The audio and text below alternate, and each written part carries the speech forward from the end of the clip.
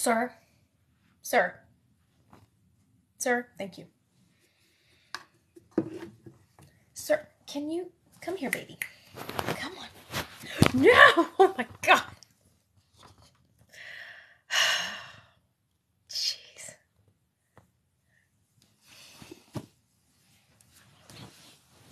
Ugh. Lay down. Be a good boy for me. I think you guys just missed my cat. Almost like wiped out my camera. It's okay, bud. Happy Tuesday, Miss Deborah.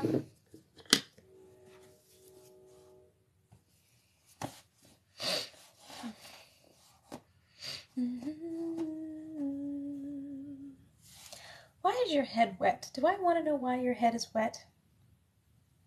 Why, bud? Thank you so much. Oh, why is your head wet? Oh, no.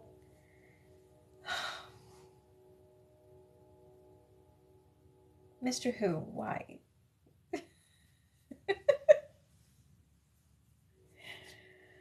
Happy Tuesday, everybody. I hope your day is going very well. Yep. Do you want to say hi to everybody? Come here. Oh. Oof. Hello. There's my handsome boy. Here's my handsome boy. Handsome boy. Can you guys hear me okay? Miss Deborah, can you hear me all right? From now on, these eyes won't be blinded by the light. Okay, excellent. From now on.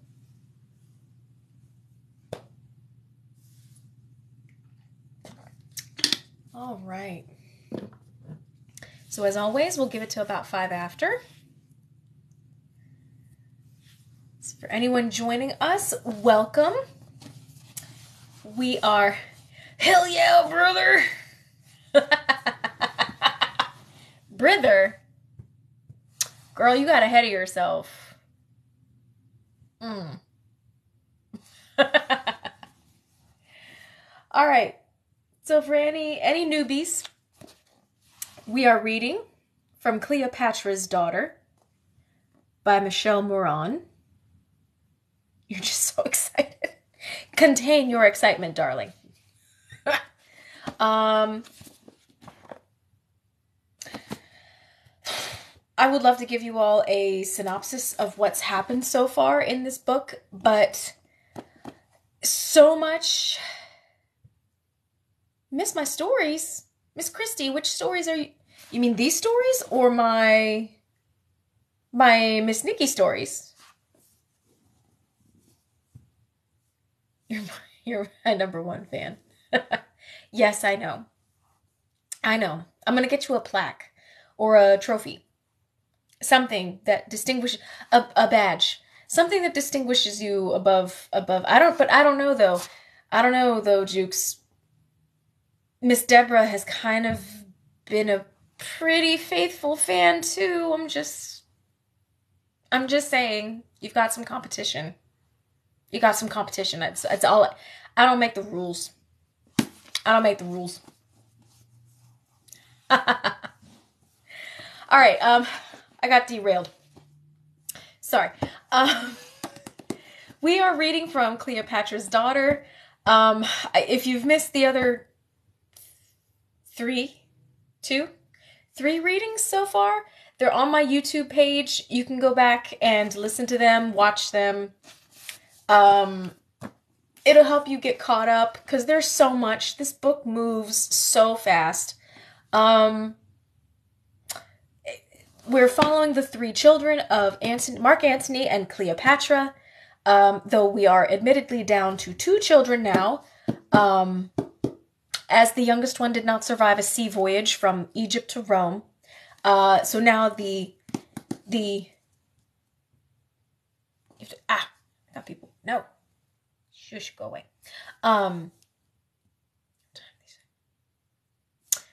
Girl, you can always find me on YouTube. So Antony and Mark Antony and Cleopatra's two remaining children, Alexander Helios and Cleopatra Selene, are now in Rome, and they are honored prisoners, I suppose you could say, of Caesar. And at the moment, they've already undergone a humiliating triumph. So they were paraded through the streets of Rome in chains, and they are now going to be under the care of Caesar Octavian's sister Octavia. They're going to be living with her. And we're basically going to be just following along with them in their story and how they cope with basically just being like two kids in a foreign land surrounded by enemies, navigating a very different world than what they have grown up in originally.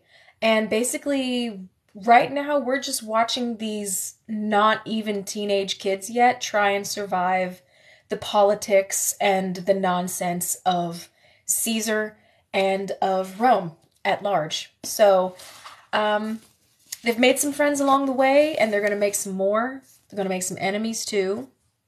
But you're going to have to stick around and find out what that means.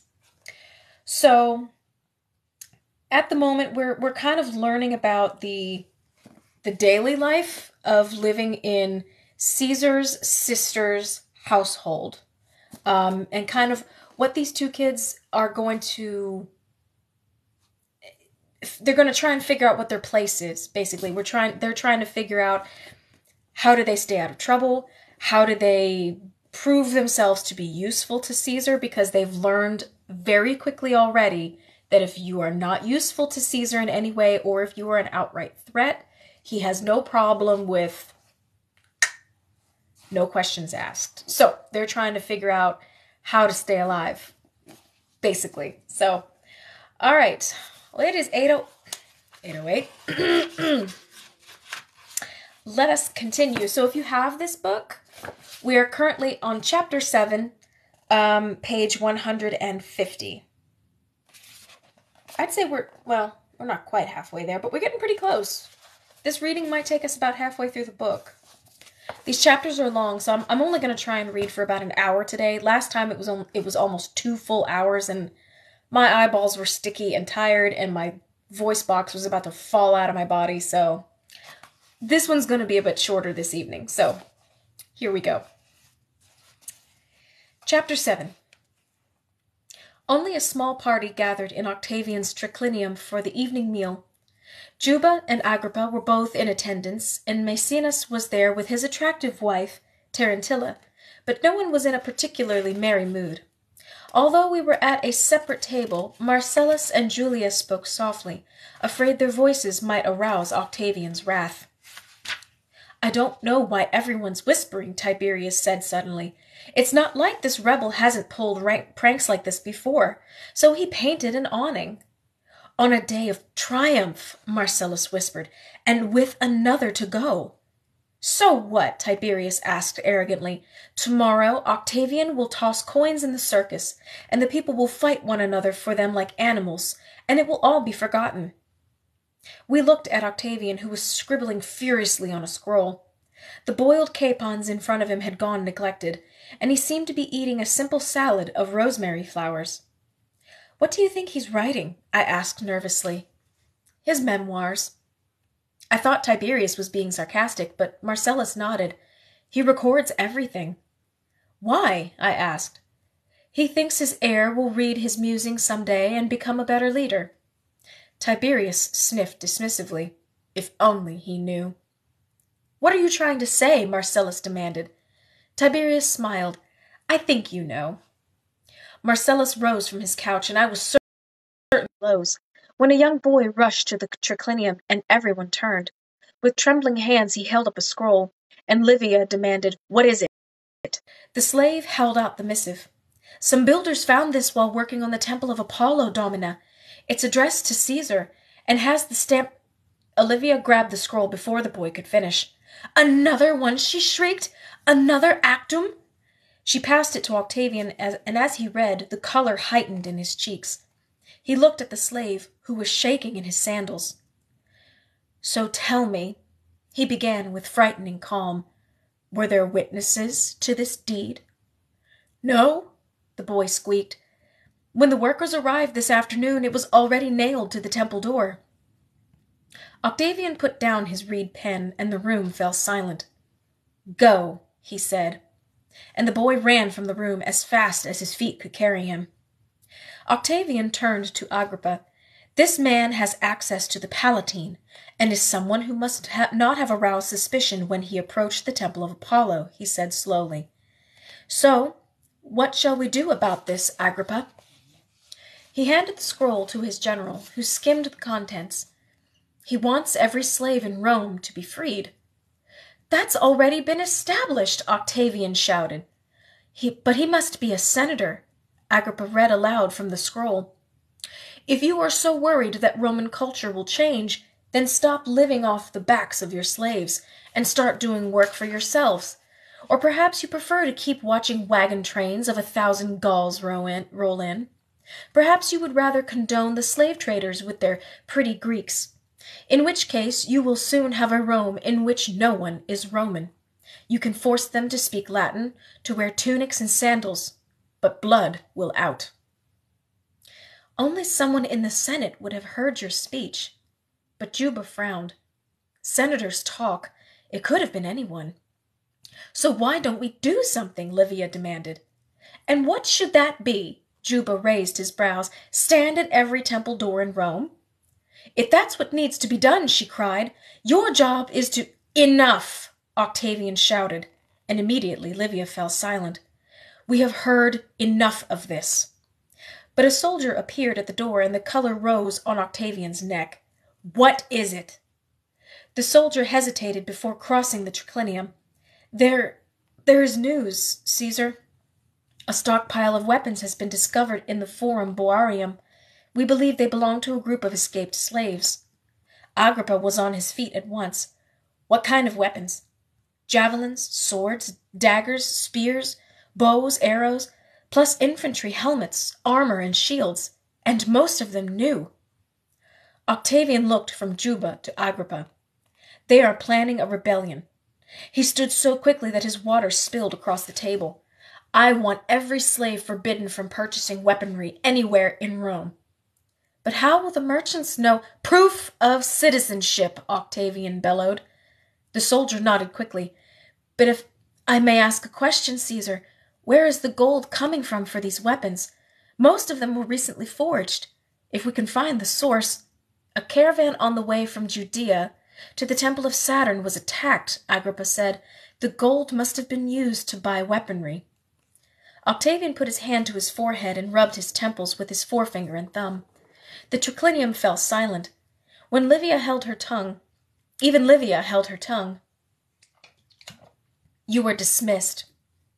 The soldier didn't need to be told twice. Like the boy who had brought the actum, he swiftly disappeared. Octavian turned to Juba.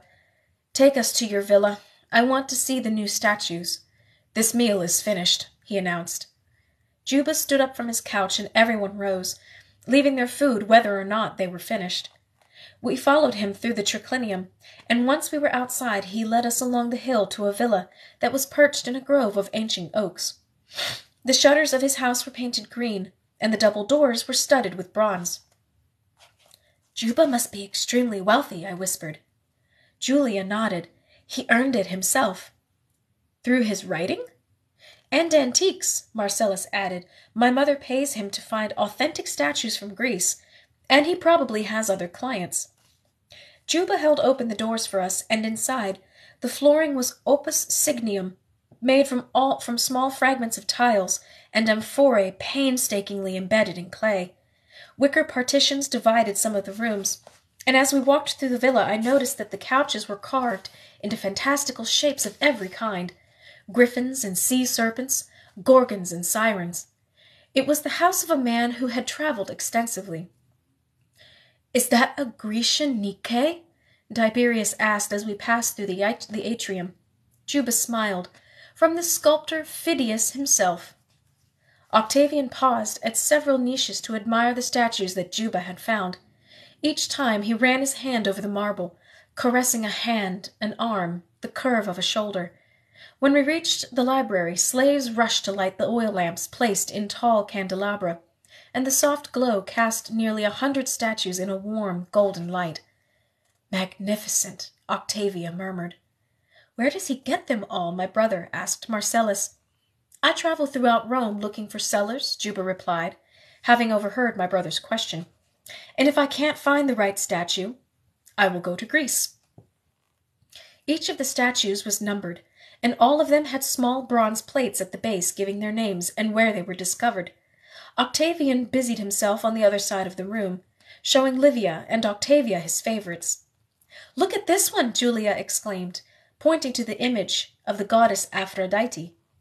"She looks like you," Marcellus said. It was true. The sculptor had chosen a model with rich black hair and eyes as dark and soft as twilight. All of the statues were painted, and only a few, whose paint had rubbed off after years of neglect, were flawless white marble. "Let's find one that looks like you," Julia said eagerly, taking his arm, and they visited half a dozen statues before Julia decided that Marcellus looked like Apollo. "We should come here more often," Julia exclaimed.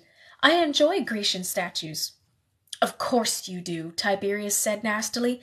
"They speak to your vanity." "Well, perhaps we should pick one that looks like you. How about this?" She pointed to a hideous statue of a Gorgon, and Marcellus laughed. "I think you're being too generous," he said. I snickered, and Tiberius shot me a withering look. "You lower yourself with them." Across the library, Octavian regarded a statue of Jupiter. The god's symbol was an eagle, and the proud bird perched on his marble shoulder. Octavian traced its beak with his finger. "We will find him," I heard Juba promise sternly. Octavian looked up into the bird's black eyes. "I know, and when we do, we will crucify him." When we entered to Octavia's villa, Alexander and I pressed our ears against the wall of our chamber, listening to Octavia interrogate Marcellus. "I want to know where you were while everyone else in this villa was asleep this afternoon." "I went for a walk," Marcellus swore, "down the hill." He added, "around the temple of Apollo." "Exactly where the Red Eagle's note was found." "Mother," he implored, "all I did was walk." "Without an escort? Without telling anyone?" she challenged. "The temple priest says he's certain he saw a flaxen-haired man post the actum. How many men on this hill have such light hair?" "Your brother," he cried, "and almost every slave." "And do they have access to a temple next to Caesar's villa?" "Perhaps they snuck in and left him the message. Or perhaps it's one of the workers themselves." "Mother," he protested, "you don't really believe—" "Why not? I see you with Gallia. She's beautiful. Perhaps you feel sorry for her." "Of course I feel sorry. But to betray my uncle?" There was a silence in the next room, and when I went to speak, Alexander shook his head. Octavia's reply was soft.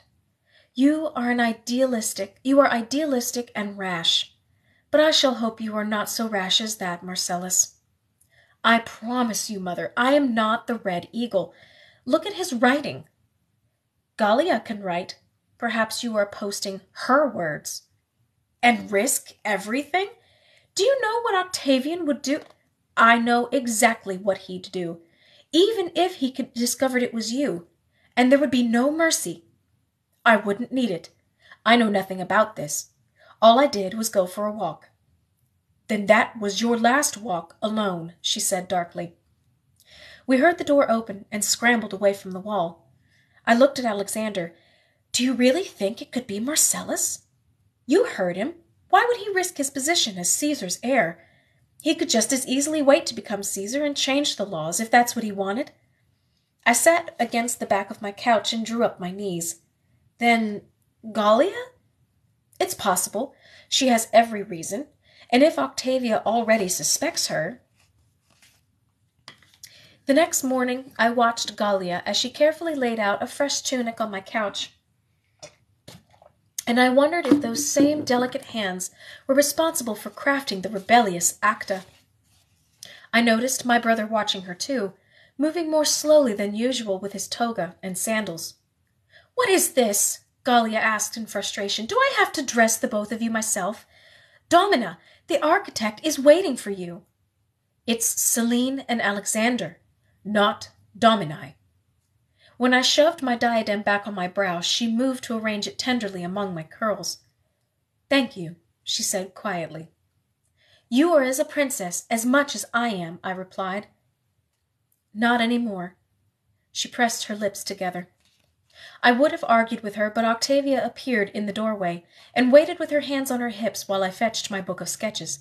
I'm coming, I promised, and followed her into the atrium. Do you think Vitruvius will agree to tutor me? I don't know, she said truthfully. He's a very busy man who's never taken a single apprentice, but we can try. She guided me into the library, where neatly labeled scrolls rose to the ceiling on polished cedar shelves. The architect Vitruvius was already waiting, sitting behind a table with his hands folded in front of him, contemplating the drawing I had given to Octavian. When he heard us approach, his chin jerked up and his eyes fixed on my book of sketches. So you are Celine, he said, regarding me with his sharp, dark eyes. And I hear you like to draw. His tone was bemused. Just look at what she's already done, Octavia said. She has talent. Even my brother thinks so. Hello, Australia. It's 8:22 here on the east coast of the USA. Hi, TMNT 77. For anyone who doesn't know, we're reading from Cleopatra's Daughter by Michel Moran. I looked at Vitruvius, with his lean face and angular jaw, and wondered what he was thinking. Let me see your sketches, he said at last. I gave him my book, and he quietly flipped through it. He studied each page with a critical gaze, pausing the longest over the drawing of my mother's mausoleum. Slowly, he held it up to the light, then lowered it again so that he could question me. Is this in Alexandria? Yes, near the Temple of Isis and Serapis. He nodded. She can draw, he said thoughtfully, but so can many others. What exactly do you want me to do? Tutor her, Octavia replied. In what? Architecture. A girl? I thought he was going to laugh, but he glanced at my face and asked soberly, What does she need with architecture? The same thing my mother needed with 8 languages, I replied boldly. She commanded the best diplomats in the world, but she refused to leave anything to someone else that she could do better herself. And what do you hope to do better yourself? Vitruvius raised his brows. Build. He leaned back. Where? I glanced at Octavia, who nodded encouragingly. Thebes. It was my mother's dream, I explained. I know what her plans were for it, I said quickly. The entire city was destroyed by Ptolemy IX. But if my brother ever returns to Egypt, I could go with him and build a new Thebes. Vitruvius looked at Octavia. You know that Caesar will never allow it. He may yet change his mind. But Vitruvius shook his head. He will marry her off, and if she's lucky, Livia will not have a say in it. You mean Livia may decide? She's my brother's wife. Octavia cut me off. Anything's possible. Which is why you must train her, Vitruvius. Show my brother that she has use beyond being some old senator's wife. You can make her your apprentice. Vitruvius laughed. Why not? She exclaimed. When Octavian showed you her sketch of Alexandria, you said it was inspired. It's true. She has a gift. But what does she know about architecture? You can teach me, I said. I already know every type of tool that's used in building, and every architectural style, from Egypt to Greece. Vitruvius shook his head. Building sites are no place for a princess. Then take me with you in the mornings when you leave to do your inspections. Your son has no interest in architecture, Octavia pointed out. The color rose in Vitruvius's cheeks. Yes, he said bitterly, he wants to be a lover and a poet. Then share your knowledge with me. Vitruvius sat forward in his chair, and Octavia said persuasively, My brother wants a mausoleum like Queen Cleopatra's. Celine has probably sketched it 12 times. At least give her the chance to help you with this." Vitruvius regarded me in silence. Then finally he said, "Tomorrow, at dawn, meet me in this library." I clapped my hands. "We will begin with Caesar's mausoleum, and if I'm satisfied with your progress, I may teach you to build." "Thank you, thank you!" Octavius smiled. "Go, or you'll be late to the ludus." I met Alexander and Marcellus on the portico and told them what had happened. And when Julia and Tiberius met us on the road, Marcellus said proudly, "Did you hear? Vitruvius wants to train Selene as an architect." "Oh, I'm not sure he wants to," I amended hastily. "It was Octavia's idea. She pressured him." Julia stared at me. "Why would she do that for you?" "To give me something to do?" I said awkwardly. "It's more than that," Marcellus protested. "She likes you." I saw Julia's back straighten. "You're the half-sister to her daughters, after all." But it was strange to think of 10-year-old Antonia and 7-year-old Tonia as my siblings. "They're not much like us, are they?" Alexander asked. We followed Gallia through the crowded streets toward the Forum. It was the last day of Octavian's triumph. "No, they're quiet," Marcellus reflected. "And charitable," Tiberius added. "I'm charitable," Marcellus protested. "I give in the circus all the time." My brother laughed. "And the bet-makers are thankful for it. Will we go again today?" "Of course." "Your mother had Gallia give me several denarii." Alexander patted a small leather bag at his side. "You didn't tell me that," I said. Alexander looked sheepishly at me. "Because you were with Vitruvius." "And he really wants to teach you?" Julia asked suspiciously. "Your father wants an Egyptian mausoleum. Octavia convinced him that maybe I can help." Julia was quiet for several moments, and I wondered whether she was jealous. "I've heard that Alexandria is beautiful," she said at last. "It's the most magnificent city in the world." "Greater than Rome?" I hesitated. "It was 300 years in the making," I said carefully. "All marble buildings perched above the sea." "And your mother? Was she as beautiful as they say?" I blinked rapidly, so that I wouldn't cry as we approached the ludus. "She wasn't a traditional beauty," I explained. "It was her mind." Julia frowned. She didn't understand that a mind could be beautiful. "And her voice. It drew men from every corner of the world." "Like the sirens," Julia whispered. "I've seen her image in the Temple of Venus, and wondered if that's what she was really like."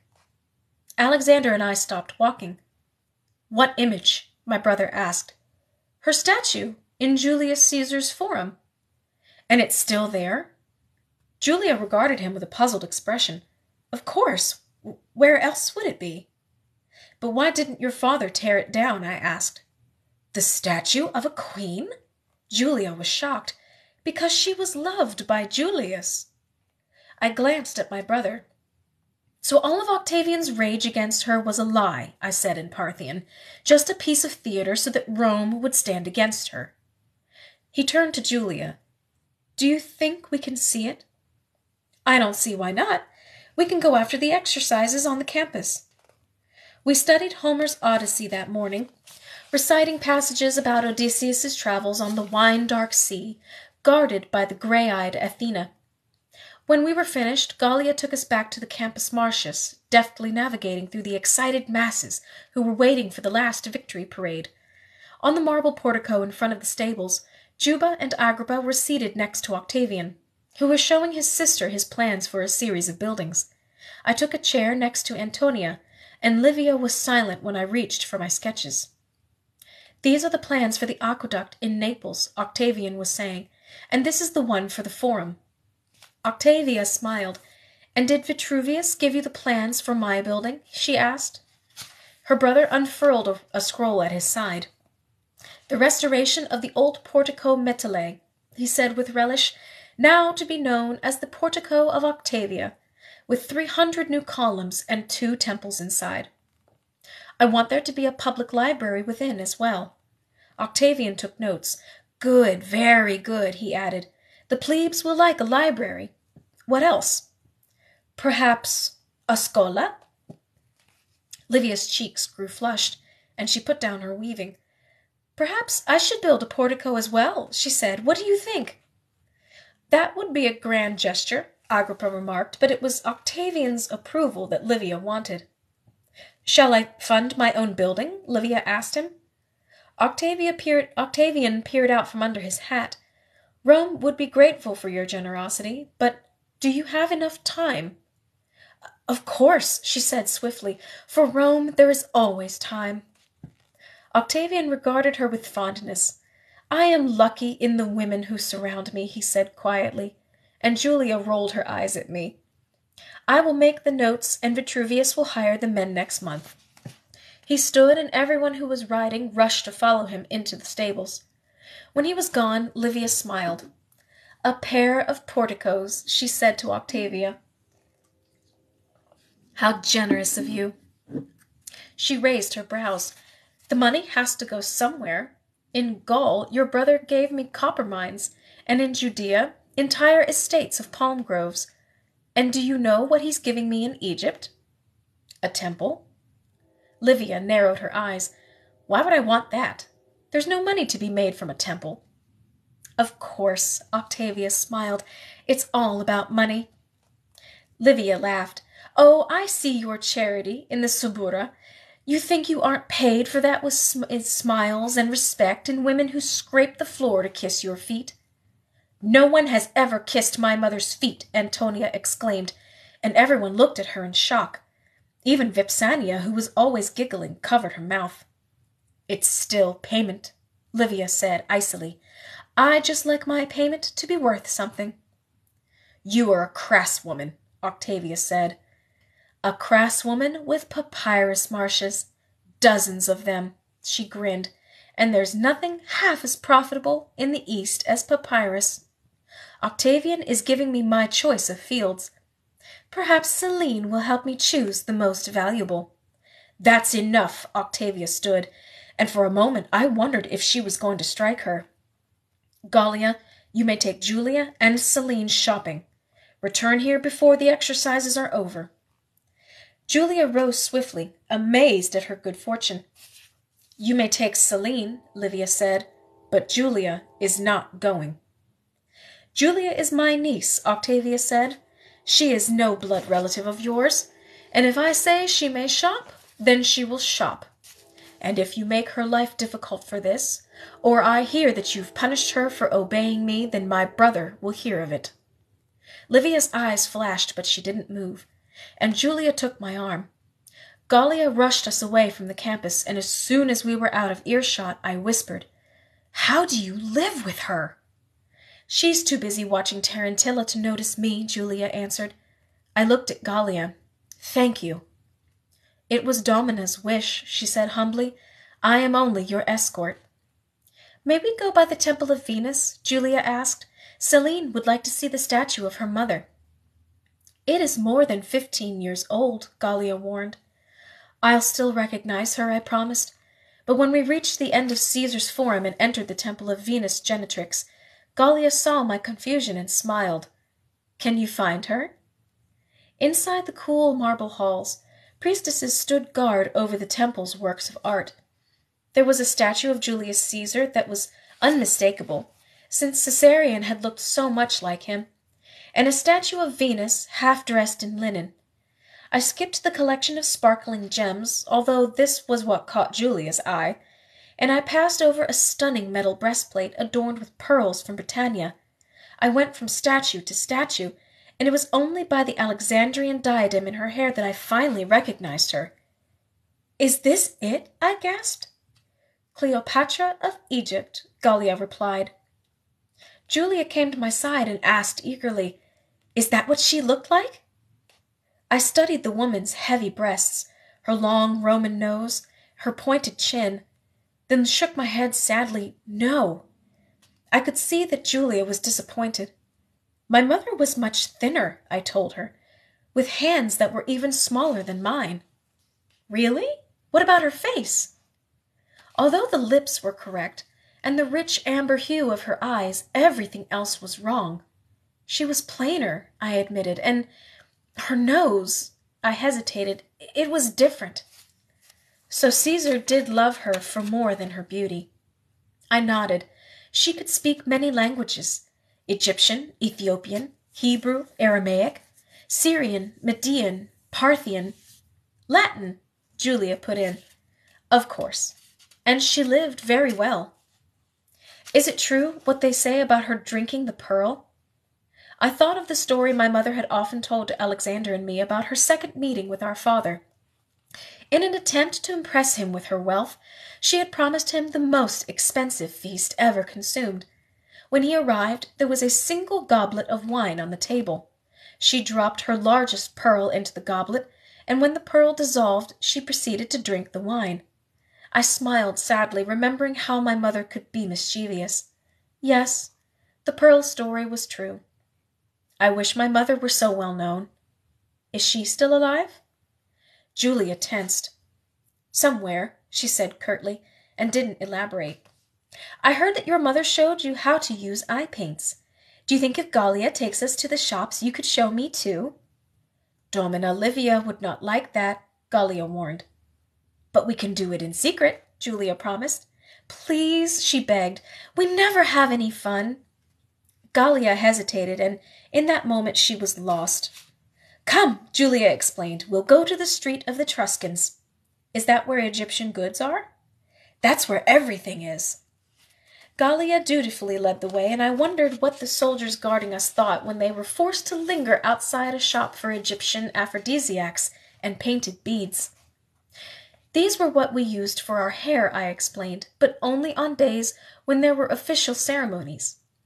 Julia put her hands in the box of beads, enjoying the feel of the small faience trinkets as they ran through her fingers.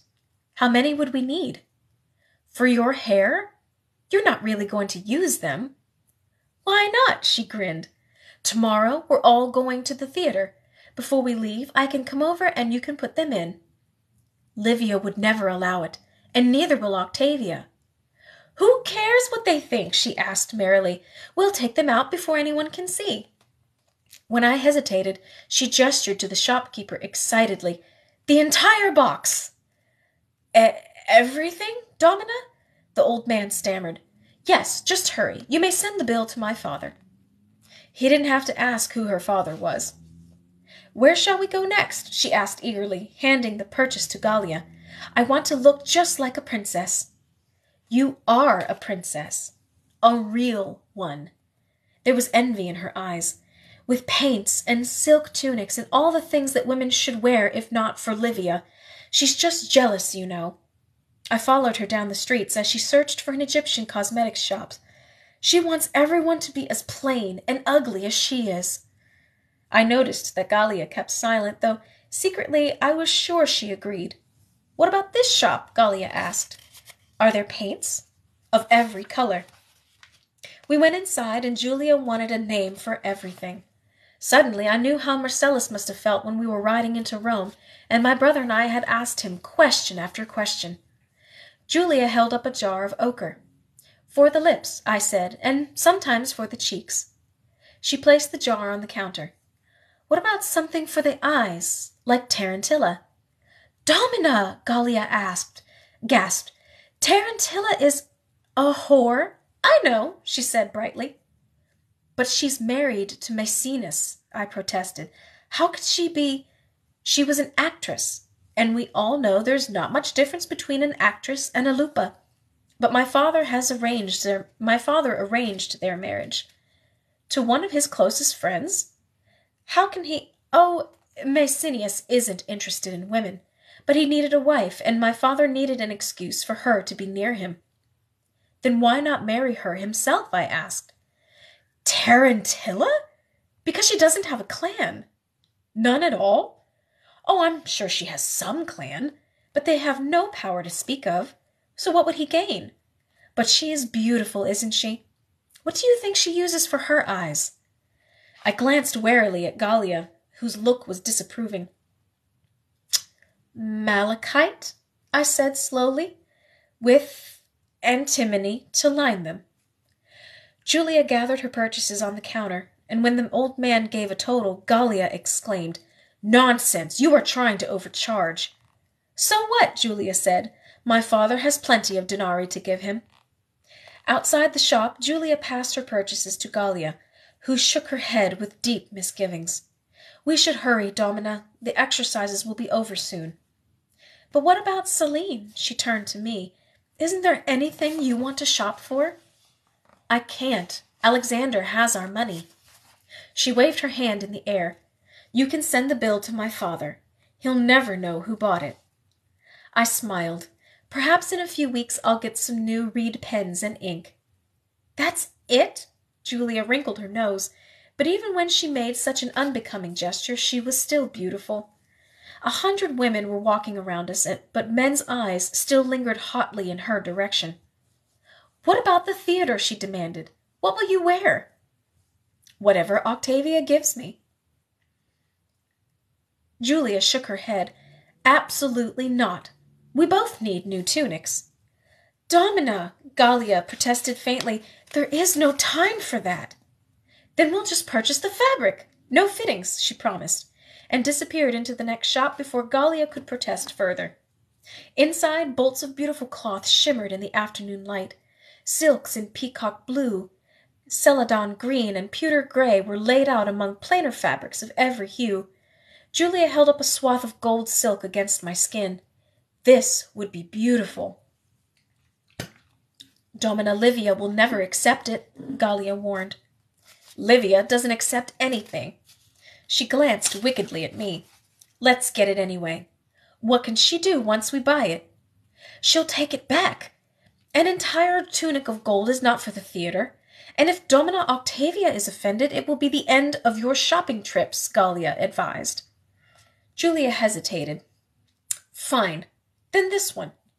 She chose a bolt of violet silk that would go nicely with her dark skin, and while she arranged with the shopkeeper where to send the bill, I studied the riot of colors on display.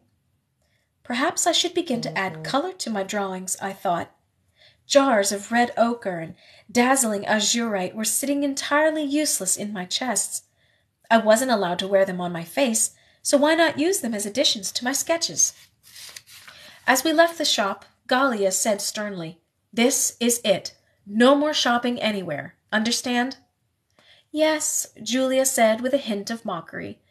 We followed Gallia through the Forum Holitorium, where vegetables were being sold in stalls along the Tiber, and Julia babbled gaily about how I was going to dress her hair, and which colors would go best with her eyes.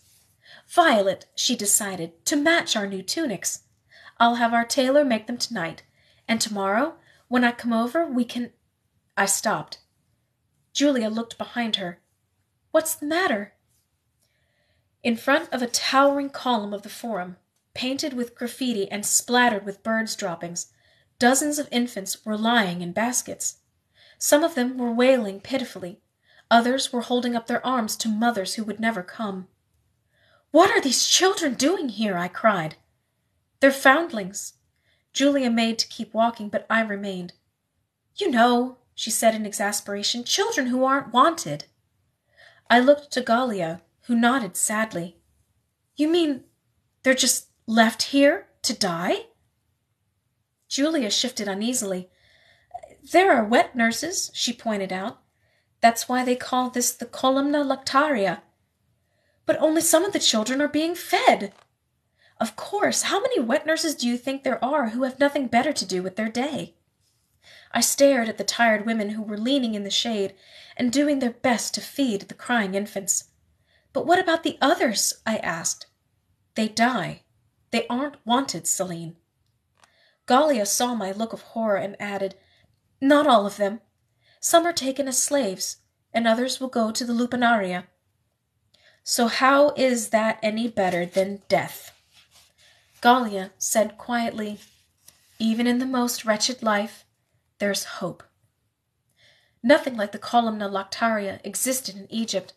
There were herbs for women who wanted to be rid of pregnancies that happened while their husbands were at sea, and there were childless couples who were willing to adopt from unmarried mothers.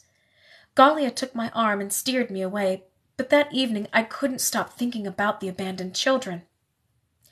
What's the matter with you? Alexander asked testily. You're supposed to be helping me with Homer. I put away my schoolwork and took out my sketchbook. I wasn't in the mood for the Iliad. Celine, how am I supposed to do this alone? You'll manage. It's not like we haven't read it all before in the museum, I said flatly. My brother stared at me. Is this about the foundlings? Julia told me. What? I snapped. That she didn't look twice in their direction? Alexander held up his hands in a gesture for peace. I didn't know. Well, you should. It was terrible, Alexander. I blinked back my tears. There were children in baskets? He asked. Everywhere. Just left out to die. Well, surely not all of them. No. Some of them become slaves, and the unlucky ones end up in a lupanar. The Romans have strange laws, don't they? He whispered. There was a knock on the door, and I said angrily, Let's just pretend we're asleep. Don't be ridiculous. There are 2 oil lamps burning. He rose from his couch and opened the door. Antonia, he said in surprise. She looked down at her sandals. Even for a small girl, her feet were tiny. May I come in? She asked. When Alexander scanned the hall behind her, she explained, My brother is not allowed to leave his room tonight. Alexander stepped aside, and Antonia entered and looked around the chamber. Not much like Egypt, is it? Better than a prison, Alexander replied. She smiled fleetingly, and her eyes came up to rest on me. I heard you saw the Columna Lactaria today. When I frowned, Antonia went on. Gallia told me. My mother and I go every day to help them. She pays new mothers to suckle the infants. So that's why they do it? I left my couch and sat on one of the embroidered chairs, indicating that Antonia should do the same. She seated herself and nodded. Yes, some do it out of pity because they've just lost children of their own, but most of the women have their own babies, and they do it for the denarii. She looked at me, and I had the strange sensation that she was trying to read my face. Was our father charitable? She asked quietly. I glanced at Alexander. If that means emptying the treasury for his friends, he said wryly, seating himself across from her on a chair. Antonia looked at me, and when I offered no reversal, she pressed, So he didn't help the poor? Only if they were part of his army. But he built villas, I said, spectacular villas along the coast. I could see she wasn't satisfied with this, and I added, He was passionate. He loved to gamble and race horses and make friends. So the 2 of you are more like him than I am, she said, and there was a hint of resignation in her voice. I cast around for something else to talk about. So why don't you study with us in the Ludus? Antonia regarded me with her light eyes, because I study with my mother by doing charity work. But what do you learn? More than I would by shopping with Julia, she said softly. Alexander laughed, but I tensed at the rebuke. Oh, I'm not surprised. Antonia waved her hand. Everyone wants to be with her. She's Caesar's daughter. But my mother is as good a teacher as Magister Varius, and when we aren't reciting poetry together, we're giving out bread in the Subura. My brother frowned. And you like it? Of course. So why does Marcellus go to the Ludus? I asked. Because he will be Caesar's heir. If he doesn't ruin it for himself, she added. Alexander leaned forward. You mean the Red Eagle? Antonia looked over her shoulder. We won't say anything, I promised readily. Antonia hesitated. Yes. But do you really think he could be the rebel? I exclaimed. Antonia shook her head, and the ringlets that made her seem so young bounced over her shoulders. No, he's too rash. What interests him one day bores him the next. He doesn't have the patience to make so many plans. But you think he could be helping him, my brother prompted. Antonia looked down at her small, painted nails. My mother says he's idealistic. Anything is possible, but even the mention of rebellion, and our uncle would send him to the island of Pendentaria, if he was lucky. Is that a punishment? My brother asked. She looked at him as though she couldn't believe he'd never heard of it. Yes, hundreds of men and women have been sent to the islands to starve, to scrape in the dirt or support themselves by diving for sponges. It's better than being told to open your wrists, she whispered. And that's what my mother says will happen to anyone who isn't useful to my uncle. Men, women, senators, matrons. Look at your parents. Our mother died with the bite of a cobra, I said sternly. It's still suicide. Livia's father, my mother's father, they were all forced to commit suicide. It's how your life ends in Rome, she said, unless you learn to be helpful in some way. And how will you help?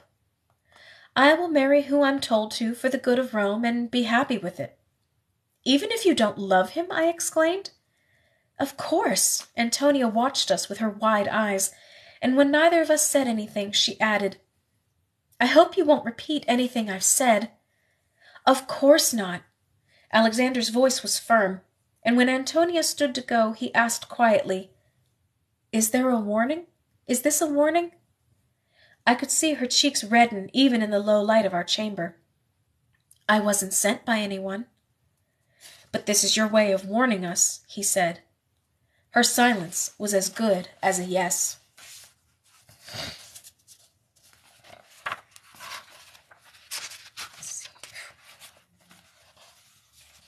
Chapter 8. Oh, goodness. Before the sun had fully risen above the hills, I dressed myself in a light tunic and sandals. I don't know why you're doing this, Alexander groaned into his pillow. It's still dark outside. And this is the only time Vitruvius has for teaching me. But what do you hope to learn? You know everything. I laughed, but quietly, so I wouldn't wake Marcellus in the room next to ours. Do you think I could build a temple myself? Of course not, he mumbled. That's what workers are for.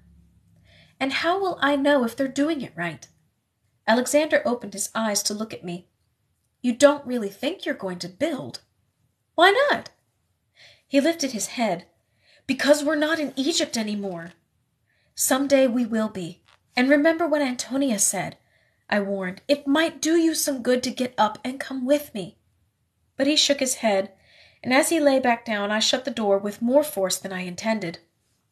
I made my way to the atrium, where clutches of lilies and sea daffodils trembled in the warm morning breeze. I could see candelabra burning in the library, and when I entered, Vitruvius motioned from his desk. Come in, he said wearily, and indicated a chair opposite him. While I seated myself, I saw him watching me, studying the Greek diadem in my hair, the Alexandrian pearls around my neck, and the Roman bulla below them. He heaved the weary sigh of a man whose patience has continually been tested, then folded his hands on the desk in front of him. In addition to the Temple of Apollo, he began, which had taken up the better part of 2 years, I am working on Agrippa's Pantheon and Octavia's Portico. Now, I shall begin Caesar's mausoleum. That leaves me very little time for anything else. I understand. His dark eyes found mine in the dim light. Do you? Yes. You are tutoring me as a favor to Octavia, but I'm not here to take up your time. I'm here to help you conserve it. His brows shot up. And how is that? By helping you design a mausoleum. When I saw that he wanted to laugh, I added swiftly, I know how to draw. I've also learned which kinds of stone are appropriate for building and where to use them. Black lava pesta? He asked to test me. Flooring. It can be trimmed with white tesserae. Sarna stone. Flakes can be used on a ceiling to create the impression of an indoor cave. Timber-framed rubble and mortar. I grinned. Houses too cheap to last the first winter. Vitruvius sat back and unfolded his hands. Where did you learn this? In Alexandria. We could choose some of the subjects we wanted to study in the museum, and I chose architecture. He watched me with interest. And you're determined, aren't you? Yes. I know my drawings are pretty, but they aren't accurate. I want to be able to draw real plans. That takes a knowledge of mathematics, specifically geometry, which I've learned. So why didn't your tutors show you how to apply it to building? He asked. They would have, but my education in the museum was cut short. I didn't need to say why. He sighed again and then held out his hand.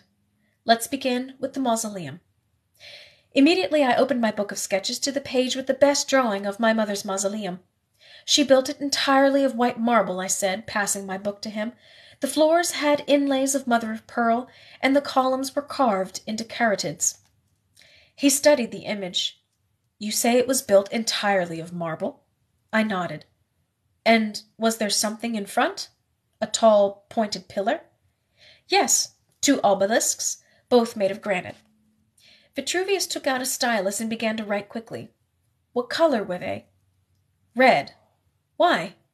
Does Caesar want obelisks? He wants exactly what he saw in Alexandria, with very few changes. I can tell you everything, I promised, and by that afternoon I was so full of my own success with Vitruvius that I didn't even mind when Julia insisted I paint her eyes exactly how my mother painted hers. I want to look like an Egyptian queen, she said, sitting in my bathing room while Gallia painstakingly beaded her hair. You understand that before we go to the theater, Domina, all of these beads must be taken out. Yes, she said impatiently, but just this once, and then perhaps Celine can draw me. I don't sketch people. But you draw buildings, she pointed out, and how else am I supposed to remember this? I don't know. Look in the mirror. Please, she begged, I can't use a real painter. My father would find out. And after all this trouble, Gallia's gone too. She pouted, and when I looked at Gallia, I saw that I had no choice. Julia would only make Gallia do it over again until I agreed. I fetched my book of sketches and cursed silently at the idea that one of my pages would have to be spent on Julia. And she would probably want to keep it as well, which would mean tearing a piece from the book. Will it be in color? Julia asked when I returned. No, black and white. But how will I remember the faience beads and paint? By using your imagination. I twisted the cap off a bottle of ink and carefully dipped my reed pen inside. Julia studied herself in the mirror while I drew.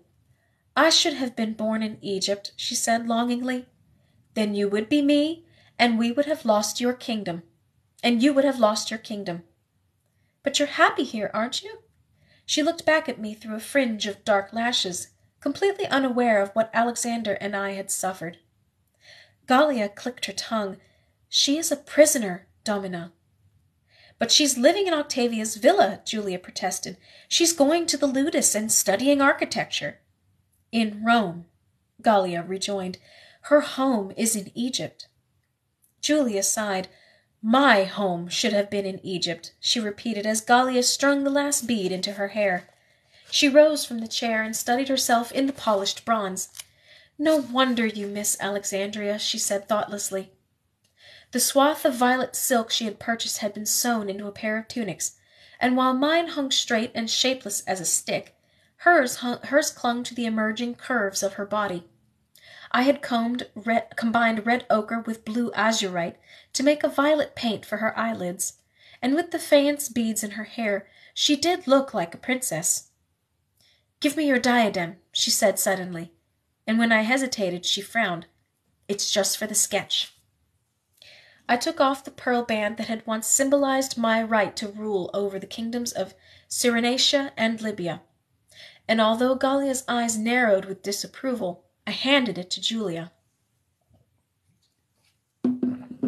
She nestled it among her black curls. Is this how your mother looked? She whispered. I knew the answer she wanted. Yes. And are you drawing the diadem? If you stay still. Should I sit or stand? I hesitated, looking down at my drawing. Keep standing. I'll include your sandals as well. I was surprised by how still she could be when she wanted something. She stood patiently while I drew the folds in her tunic, then turned quietly when I asked to see her beaded hair in profile. When at last I said, "Finished," she clapped her hands together. I want to see, she exclaimed, and when I turned the book toward her, she drew in her breath. She looked first at Gallia, then at me. Am I really that beautiful? I set my jaw. Ink drawings are always flattering. But you'll color it, won't you? With what? I'll have a slave send over paints. Look at how beautiful it already is, and think how pretty it will be in color. A sharp knock on the door cut off my protest. Quick, I cried.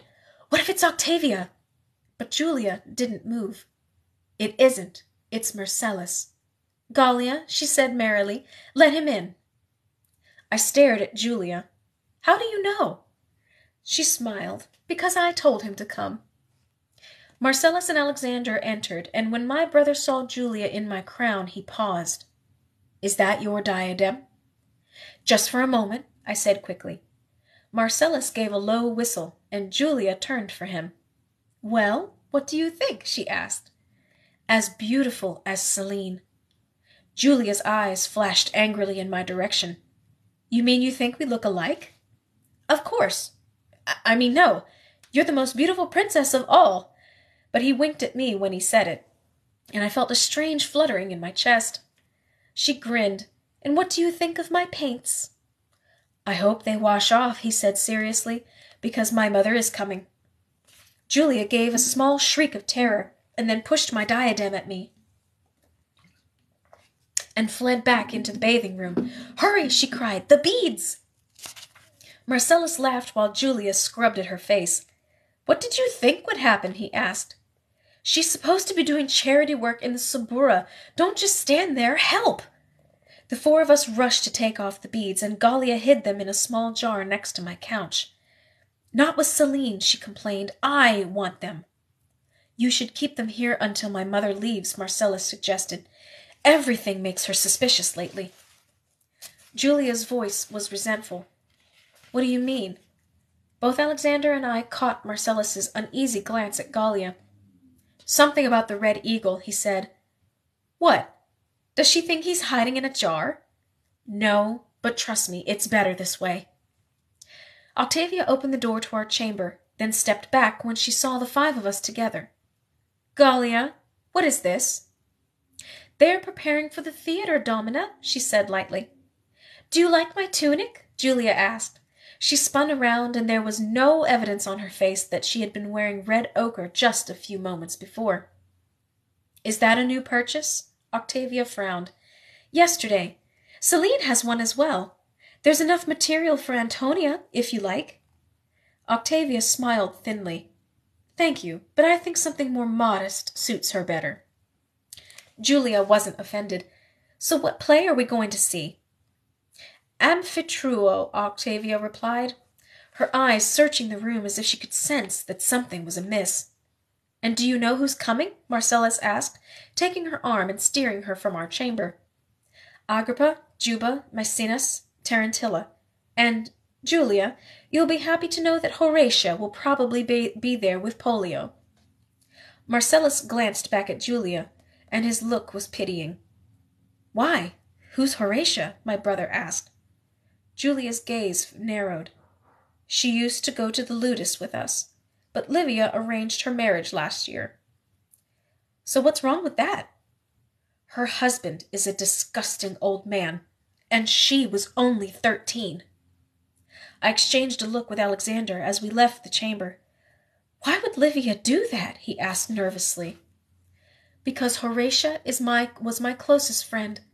She even taught me to swim, Julia whispered, and her eyes shone with tears. And for that she arranged a terrible marriage? She would have arranged a marriage with Cerberus if it had been available, and now Horatia's pregnant with that old merchant's child. We reached the portico, where half a dozen curtained litters were waiting, and I shared one with Julia. We had taken an early meal in the triclinium, and the setting sun burnished our curtains red and gold. If I were a better person, Julia said suddenly, I would never have let you paint my face. Why? Because if Livia ever discovered it, she would do the same thing to you. I sat straighter against the cushions. I would never let that happen. Julia laughed mirthlessly. There'd be nothing you could do. Even Octavia can't change my father's mind once it's made up. And Livia's there all the time, she added, whispering into his ear like Boreas. I wondered how she knew about the Greek god of the north wind, and before I could ask, Julia said sharply, "I'm not a complete fool. I listen." We rode the rest of the way in silence, and when we reached the campus martius and the litter stopped, Julia explained, "We walk from here. My father thinks it looks better to the plebes if we arrive on foot." When the 6 slaves lowered our litter to the ground, I parted the curtains and was helped up by Marcellus. He saw the look on my face and asked, "A happy ride with Julia, then?" "You wouldn't understand," Julia said accusingly. "Oh, cheer up. Can you remember the last time we went to the theater?" "Before my father left for Egypt." "That's right. And even if Horatia is married to pot-bellied Pollio, at least she has the denarii to come. If she had any sense, she'd use it to buy poison for him." Marcellus shrugged. "He'll be dead before she's 25, and then she can remarry." "The 2 of you are disgusting," Tiberius said. I hadn't noticed that he was walking behind us with his younger brother. Julia didn't bother to turn around, but Marcellus said swiftly, "Perhaps your mother can marry you off to some old matron with a sagging cunnus, and we can see how you'd like it." Seeing my look, Alexander cut his laughter short. "Octavian is in front of us," I said in Parthian, "and everyone else." 20 soldiers were escorting us to the theater, and Octavian was flanked by Agrippa and Juba. Their long togas flapped in the late summer's breeze, but beneath them I could see the shadow of chainmail. Immediately my brother sobered. We passed beneath a stunning marble arch into the theater, where terraced stone benches had been built into the hill. Behind them stretched a polished mosaic depicting the masks of comedy and tragedy. On either side of the theater were well-tended gardens and colonnades.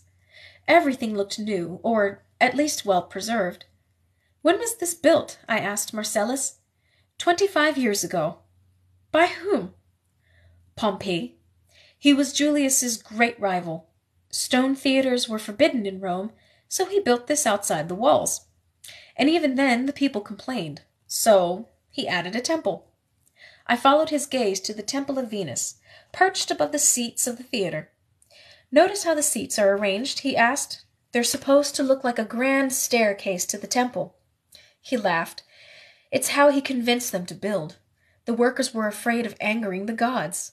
Can you imagine such foolishness?" He had spoken too loudly, and his mother turned. Marcellus lowered his voice. "And that's where Julius Caesar was killed." He pointed to the rear of the theater. "I thought he was murdered in the Senate," Alexander said. "Sometimes the Senate would meet here, in the Curia." "That's why my father thinks it's bad luck here," Julia said suddenly, "and why he takes so many soldiers." I saw no sign of Octavian's nervousness as we approached the padded benches that had been reserved for us in the front row. Instead, he chatted with Tarantilla, and I could see from the look on Livia's face that a storm was about to break. As I took my place between Alexander and Octavia, I heard Livia suggest, "Perhaps we women should set an example for the rest of Rome and take our seats in the upper tiers." When Octavian looked uncertain, she continued, "You are Caesar now. Women are not allowed to sit with the men in the stadium. Why should it be allowed in the theater?" "Because we are the ruling family of Rome," Octavia said, overruling her, "and we know how to conduct ourselves in public." My sister is right.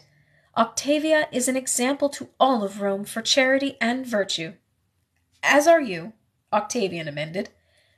"And Tarantilla?" Livia asked him with a sweetness that was terrifying. "Is she a part of this family?" Octavian set his jaw. "Anyone married to Maecenas is family." A young girl was coming toward us, holding her swollen belly, and suddenly Livia's mood brightened considerably. "Horatia!" The girl did her best to return Livia's smile. Her seat was next to Julia's, on the farthest end of the bench, but she stopped before Octavian to greet him properly. "Caesar, it is good to see you in fine health." "And you," he said briefly. "So where is Pollio, your husband?" "Speaking with a merchant, I believe." Octavian appeared displeased. "Doing business in the theater?" "He would do business under water in the baths if he thought he could make money," she said with resignation. "I hope you enjoy the show." I inhaled the warm scent of lavender as she passed, and when Pollio appeared, I held my breath. "Is that him?" Alexander whispered in Parthian. "It must be," I replied. He waddled between the stage and the bench, shaking hands with everyone. His fingers were weighted down with heavy gold rings, and when he came to Juba, he held up his hands. "The Prince of Numidia," he announced louder than he needed. "Do I shake hands or bow?"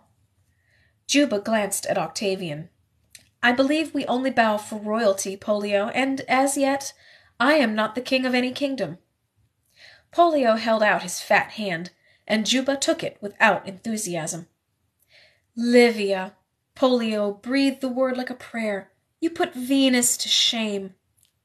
The blatancy of the lie made Octavian frown, but Livia beamed. "And you could flatter the thunderbolts from Jupiter," she said. Pollio moved to Octavian, but didn't attempt to shake his hand. "Caesar, I hear you are conducting business in the theater. Does this look like a market?" "Oh, of course not. Forgive me." "You are a very wealthy man, but that wealth comes from grain contracts granted by Rome. This is not the forum. If you confuse it again," Octavian said simply, "you will find yourself without any business at all." As Pollio passed, I whispered to Octavia, "Is it an offense to conduct business in a place of entertainment?" "No, but Julius Caesar used to do business when he came to the theater, and it angered the plebes. The people must not come to associate this place with patrician wealth." The orchestra began to play, and I glanced down the row at Tiberius, who was telling Vipsania something to make her laugh. On the other side of him, Octavia's daughters were sitting silently, and I wondered if they had ever done anything in their lives that displeased their mother. A thin actor in a toga came on stage through the curtained doorway. "We begin tonight, as we begin all nights," he said, "with a speech." Several members in the crowd booed, and the actor smiled. "Perhaps you naysayers would like to give our orator a challenging topic, then?" Alexander grinned at me. "Is he joking?" "No, I think this is what they really do." Several members of the audience shouted, "Athens!" Another shouted, "Make him talk about the beauty of baldness!" And when one called out, "The Battle of Actium!" I clenched my jaw. "How about the value of a cheating wife?" someone suggested, and the actor clapped his hands. "We have a subject!" I looked at Octavian, who seemed to be enjoying himself. A fat orator appeared from the left of the stage. "The value of being a cuckold," he began, and the entire audience descended into laughter. "When the horns of cuckoldry grow on your head, think of all the uses they might have. You can defend yourself without a sword." He made the motion of charging, and the audience laughed again. "You could impale your enemies, or scratch an itch." He rubbed his head on his flabby shoulder. "There are 1,000 uses for a horned man, not to mention a horny woman." He went on to extol the virtues of a well-practiced wife, but as he went on to say that men would have fewer duties at the end of a long day, audience members groaned and someone shouted, "Bring on the bear!" "I'm not finished," the orator said angrily, but this only inspired the drunken men to further chants, "Bring on the bear! Bring on the bear!" I turned to Octavia.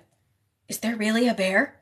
She laughed. "No, there used to be bears in these theaters. They could do tricks, but they became too dangerous and my brother forbade them." "So what do they want?" "For him to get off the stage and let the play begin." The actor who'd introduced the orator came out, and the fat man was led off stage to jeers and hisses. "I thought he was good," Alexander said sadly. Next, the stage was filled with dancing nymphs. 2 men appeared in the long-bearded masks of satyrs, and already the audience was laughing. One pranced, the other skipped, and a third masked man entered with a bow and arrow. The first satyr began to recite his lines, and as the third man pointed his arrow toward the audience, I realized what was happening. "Octavian!" I screamed before I could stop myself, and suddenly Juba was on top of him, pushing him to the ground. The actor's arrow whistled through the air, shattering as it struck the stone bench where Octavian had been sitting. "In the name of the Red Eagle!" the masked bowman shouted. Then pandemonium broke out. Soldiers rushed the stage, but the actor was already gone, and people began fleeing from their seats. Soldiers made a tight ring around us, pushing us toward the exit. Alexander took my arm. How did you know? I saw him knock the arrow. But he was just an actor. There was the same panic in the air as there had been at the circus.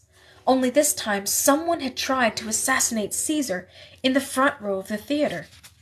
Outside there was no time to arrange litters.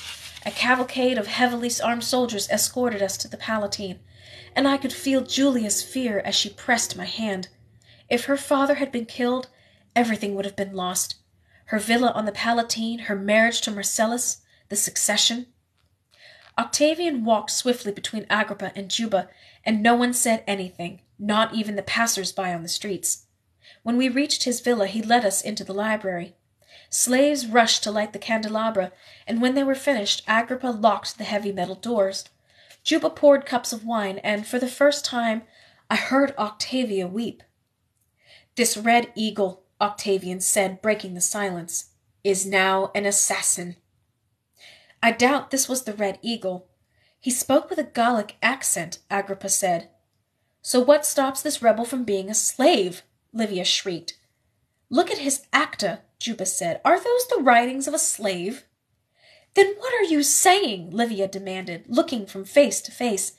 "That this had nothing to do with that rebel?" Silence fell over the group again until Agrippa said, "Yes, this was a slave hoping to share in the Red Eagle's glory." Octavian's gray eyes flashed. "There is no glory in being a traitor," he warned. "Of course not. But to the slaves, tell me, what would happen if I had been killed?"